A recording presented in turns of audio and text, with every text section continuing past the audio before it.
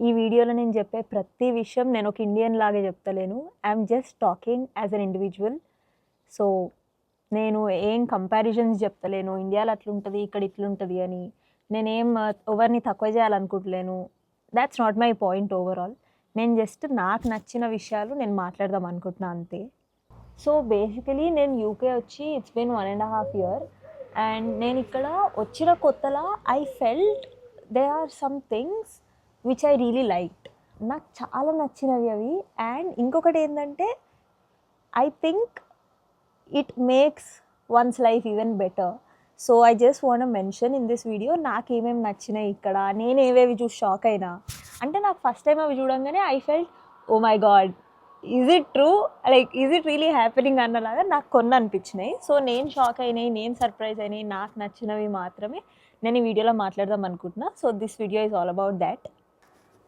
So to start off with ఏంటంటే splitting bills.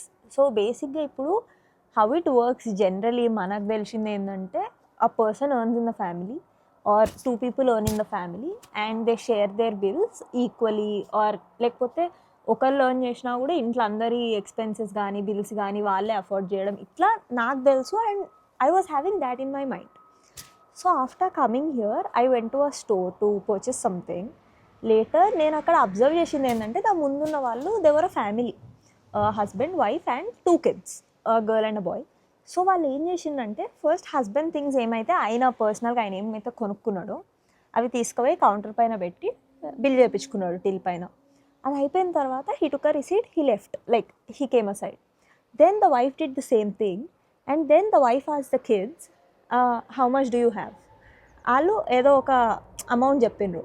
Then later వాళ్ళ items వాళ్ళు పెట్టుకొని వాళ్ళ దగ్గర ఉన్న పాకెట్ మనీయో లేకపోతే ఎవరైనా ఇచ్చిందో వాళ్ళ సేవింగ్స్ ఉంటుంది కదా కొంచెం, వాళ్ళు దాన్ని బట్టి వాళ్ళు ఏమైతే కొనుక్కోవాలనుకుంటున్నారో ఆ మనీకి ఏదైతే వస్తుందో వాళ్ళు కొనుక్కున్నారు. They took a receipt, they took the change, they left.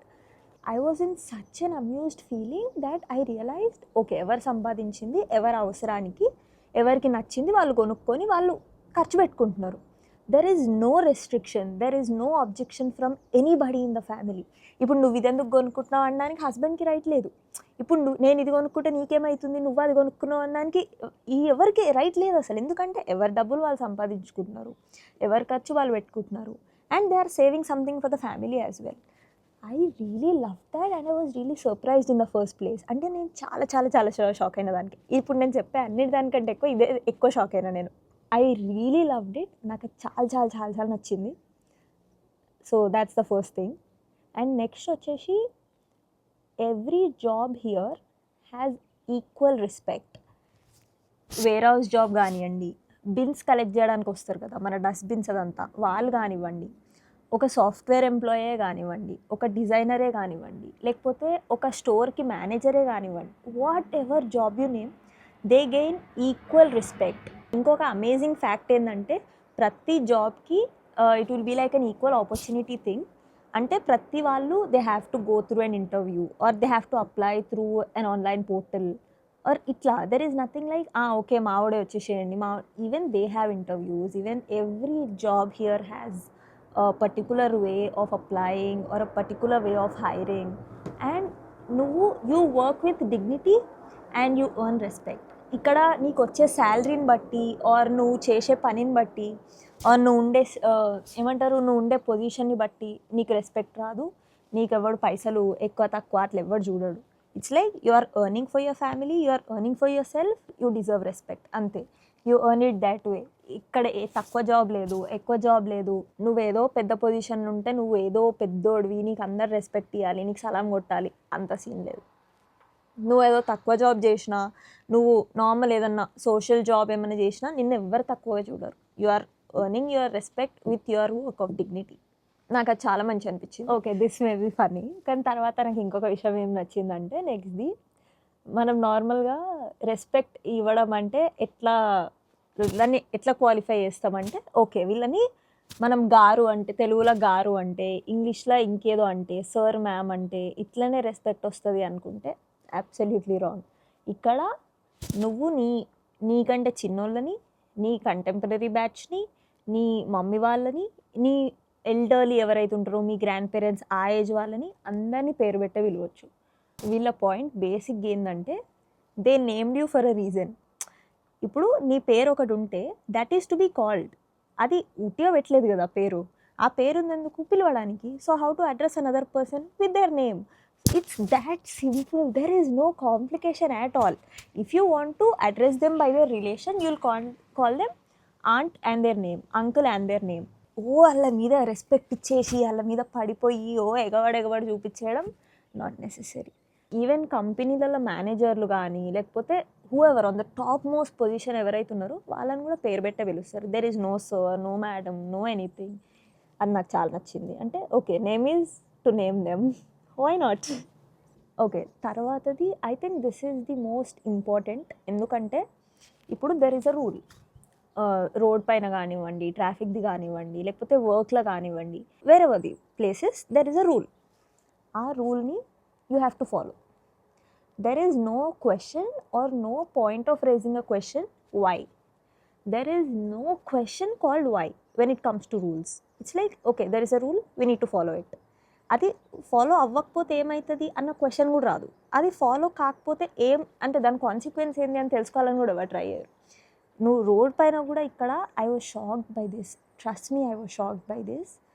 Road పైన I never heard a horn sound more than like 6 or 7 times, 1.5 years 6 or 7 times. అది కూడా to stop something which is gonna get dangerous. అంటే ఎవరైనా ఇద్దరు గుద్దుకుంటారంటే మూడో వ్యక్తి horn కొట్టడం, లేకపోతే ఏదైనా డేంజర్ ఉంది అంటే చెప్పడానికి, ఇట్లానే చూసిన తప్ప I did not see people honking constantly. Traffic jam అయితే లేకపోతే ఏదో సరదా కొట్టాలని I never saw. It's like it's all about following the rules, having some patience, having some sense. అక్కడ ముందు ఏమవుతుంది అని తెలుసుకోవడానికి. That really shocked me and surprised me. And I think here rule is a rule. It's not a choice. Like it's not a choice you make whether to follow it or not. It's just a rule, you have to follow it. Independence అనేది నేను ఇక్కడ వచ్చిన తర్వాత నా దృష్టిలో ఇండిపెండెన్స్కి meaning మారిపోయింది. It's not something వేరోళ్ళు నీకు ఇచ్చేది, వేరోళ్ళు నీకు పర్మిషన్ ఇచ్చేది, వేరోళ్ళు నువ్వు okay you can be independent అని చెప్పేది. That's not independence. Independence is something where you are financially, mentally, emotionally, physically strong and capable of handling yourself on your own. అంటే ఇప్పుడు నువ్వు ఎక్కడ నిన్ను ఒంటరిగా వదిలేసినా కానీ లేకపోతే ఎవరు లేకున్నా కానీ you have to be able to survive on your own. That is independence. Independence is something నీ లోపల నుంచి వచ్చి నువ్వు దాన్ని కరెక్ట్గా యూటిలైజ్ చేసుకునేది. అంటే ఇప్పుడు నువ్వు ఎటన్నా వెళ్ళి ఏదన్నా పర్చేస్ చేయాలి లేకపోతే ఏదన్నా వెళ్ళి ఏదన్నా చేయాలంటే you should be confident that okay I will do it. That's okay, I'm independent, I have money, I have courage, I will go do it. That is independence. It's not like something the meaning has changed. The meaning has changed for me. I don't know if this is making any sense to you all, but it really changed. Even kids కానీ ఒక teenagers కానీ వాళ్ళకి parents అవసరం లేదు. They can travel. Even the parents believe in them. అంటే okay వాళ్ళు చూసుకోగలుగుతారు. ఏమన్నా అయితే వాళ్ళు ఫోన్ చేయాలి, వాళ్ళకి ఫోన్ ఉంటుంది, వాళ్ళు ఫోన్ చేస్తారు. ఏమన్నా అయితే they'll contact police station or anything. వాళ్ళకి తెలుసు. అంటే చిన్నప్పటి నుంచి ఇఫ్ దిస్ హ్యాపెన్స్ ఇది చేయాలి, ఇఫ్ దిస్ హ్యాపెన్స్ ఇది చేయాలని వాళ్ళకి ట్రైన్ చేసేస్తారు. అట్లా వాళ్ళు ఇండిపెండెంట్ అవుతారు. ఇట్స్ ఆల్ అబౌట్ ఇక్కడ ఏంటంటే పేరెంట్స్ కూడా వాళ్ళ కిడ్స్ని ట్రస్ట్ చేస్తున్నారు, కిడ్స్ కూడా వాళ్ళ పేరెంట్స్ ఏది చెప్తే వింటున్నారు. That is something which really I felt really good about it. And next thing is privacy and consent is so important here. ఎట్లా అంటే ఇప్పుడు నేను ఏదో పబ్లిక్లో ఇప్పుడు ఒక వీడియో షూట్ చేస్తున్నా అనుకుందాం. నేను ఇది ఫోన్ పట్టుకొని ఒక వీడియో షూట్ చేస్తున్నా. వెనకాల ఇట్లా నా వెనకాల ఒక 4 కూర్చున్నారంటే they have to be okay. At least నా వీడియోలో వాళ్ళు బ్లర్ ఉన్నా కూడా వాళ్ళ వీడియోలో నేను ఇప్పుడు ఇక్కడ వీడియో తీస్తుంటే వాళ్ళు అక్కడ కనిపించడానికి they have to be okay with it. Privacy is so important అసలు. అంటే they will comment directly ask you, did you film me, did I come in the video, is it okay, can you please delete it, I'm not comfortable అని అడిగేస్తారు. Like they are very strict about their privacy, their private life and everything. So we cannot do. మనకి ఏది కావాలంటే అది వెళ్ళి మనం ఇష్టం ఉన్నట్టు ఫిల్మ్ చేసుకొని అట్లా చేయలేము మనం. Okay, this is another funny one. ఏంటంటే ఇప్పుడు మనకి జాబ్ ఒక 9:30కి స్టార్ట్ అయితే మనం ఒక 9కి వెళ్ళిపోయి 8:45కి వెళ్ళిపోయి అక్కడ కూర్చొని లేకపోతే అప్పుడే వర్క్ స్టార్ట్ చేసి డెస్క్ పైన కూర్చొని ఏదో ఇక స్టోరీస్ చేస్తుండే కదా. ఇక్కడ నేను ఒకటి షాక్ అయిన ఏంటంటే 9:30 to 5:30 షిఫ్ట్ టైమింగ్స్ అనుకుంటే, 9:30 to 5:30 జాబ్ టైమింగ్స్ అనుకుంటే వాళ్ళు కరెక్ట్ 9:30కే స్టార్ట్ చేస్తారు. కుదిరితే 9:31కి స్టార్ట్ చేస్తారు తప్ప 9:29కి అసలు వాళ్ళు దిగను కూడా దిగరు. అసలు నీకు జాబ్ ఎక్కడైతే అవుతుందో అక్కడికి పోను కూడా పోరు. 9:30 అంటే 9:30, మళ్ళీ 5:30కి ఎండ్ అవుతుందా, 5:29కే ప్యాక్ చేసుకుంటారు. 5:30కి they have to get out of there. అంతే. అసలు 5:31 వాళ్ళు అసలు ఇప్పటివరకు ఆఫీస్ చూడరేమో నాకు తెలిసి. 5:31కి ఆఫీస్ ఎట్లుండొచ్చు తెలియదు మనకి. టైం అంటే టైం. నాకు ఓకే వీళ్ళు ఈఆర్ నుంచి ఈఆర్ వరకే పే చేస్తున్నారు, నేను ఎందుకు ఒక నిమిషం ఎక్కువ పని చేయాలి, నేను వెళ్ళిపోతా. ఇదేది ఇక్కడ ఓవర్ టైం నువ్వు చేస్తానా వాళ్ళు చేయించుకోరు, నువ్వు చేస్తే వాళ్ళు డబుల్ పైసలు ఇస్తారు, కానీ ఎవరు చేయడానికి ఒప్పుకోరు. ఎందుకంటే ఇక్కడ వర్క్ లైఫ్ బ్యాలెన్స్ ఎంత బాగుంటుందంటే నువ్వు ఎంతసేపు అయితే వర్క్ చేస్తున్నావో నీకు అంతకు పైసలు వస్తాయి నీట్గా. ఎంతసేపు అయితే నువ్వు వర్క్ చేస్తలేవో నీకు నీట్గా ఫ్యామిలీ టైం ఉంటుంది, నీకు ఫ్రెండ్స్ టైం ఉంటుంది, సోషల్ లైఫ్ బాగుంటుంది. ఇవన్నీ నాకు క్రేజీ అనిపించింది అదైతే. నాకు ఇది ఫస్ట్ వచ్చినప్పుడు నాకు ఇది తెలియదు యాక్చువల్లీ. ఏంటంటే అపాయింట్మెంట్స్. నేను హెయిర్ కట్ కోసము ఒక దీనికి వెళ్ళిన, బ్యూటీ సెలూన్కి వెళ్ళిన. సో ఐ ఆస్క్డ్ దెమ్, నాకు రేపు హెయిర్ కట్ కావాలి, మీది ఓపెన్ ఉంటుందా లేదా అని అడగడానికి వెళ్ళిన. అప్పుడు సమ్ ఏదో క్రిస్మస్ ఈ టైం అనుకుంటా అది నాకు తెలిసి. సో నేను వెళ్తే వాళ్ళు అన్నారు మాకు ఇంకో 1 వీక్ వరకు స్లాట్స్ లేవు అని అన్నారు. నేను అనుకున్నా ఓకే ఓకే ఫైన్, ఎప్పుడున్నాయి స్లాట్స్ అంటే నెక్స్ట్ వీక్ ఏదో డేట్ చెప్పారు.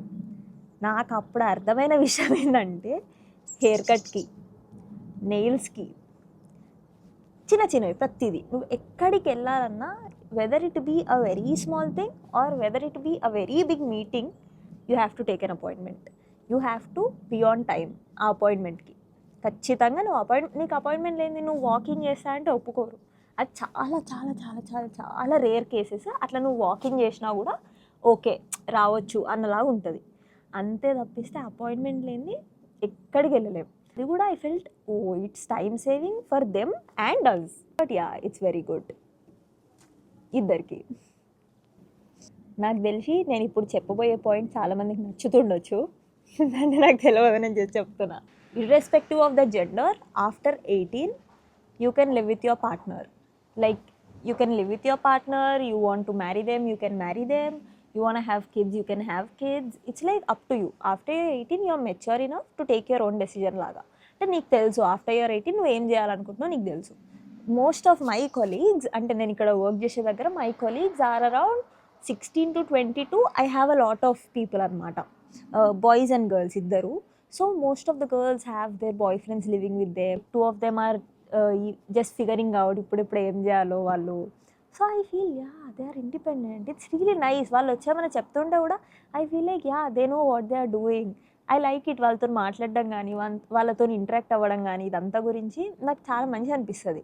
బాయ్ ఫ్రెండ్స్ గర్ల్ ఫ్రెండ్స్తో ఉండడం ఇప్పుడు ఇంట్లో కూడా ఈవెన్ బిఫోర్ టీనేజ్ వాళ్ళకి ఒకళ్ళకి బాయ్ ఫ్రెండ్ ఉంది, వాళ్ళకి గర్ల్ ఫ్రెండ్ ఉందంటే వాళ్ళ ఇంట్లోకి పట్టించుకోరు. Okay that's a part of their life. ఎందుకంత సీన్ చేయాలి? ఇప్పుడు బాయ్ ఫ్రెండ్ ఉంటే ఇంట్లోకి వెళ్ళి బయటికి వెళ్ళదు అట్లేమని ఉండదు. It's like very normal. It's a part of their life. It's the age where they enjoy. ఇట్లనే ఉంటుంది. ఈవెన్ బ్రేకప్ అయినా they talk to their parents. అది నాకు చాలా మంచిగా అనిపించింది. Okay it's not a bad thing. అదేం పెద్ద మనం శిక్షించడానికి, మనం పనిష్ చేయడానికి అదేం పెద్ద థింగ్ కాదు. It's very normal. One last thing I want to say. Okay one last thing నేను ఏం చెప్దాం అనుకుంటున్నా అంటే this has impacted me. This had a very great influence on me. ఇది నేను చాలా మారింది ఏంది అంటే nobody cares what you're doing.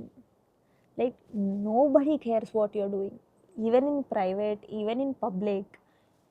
As long నేను చెప్తున్నా కదా, this is something which I learned.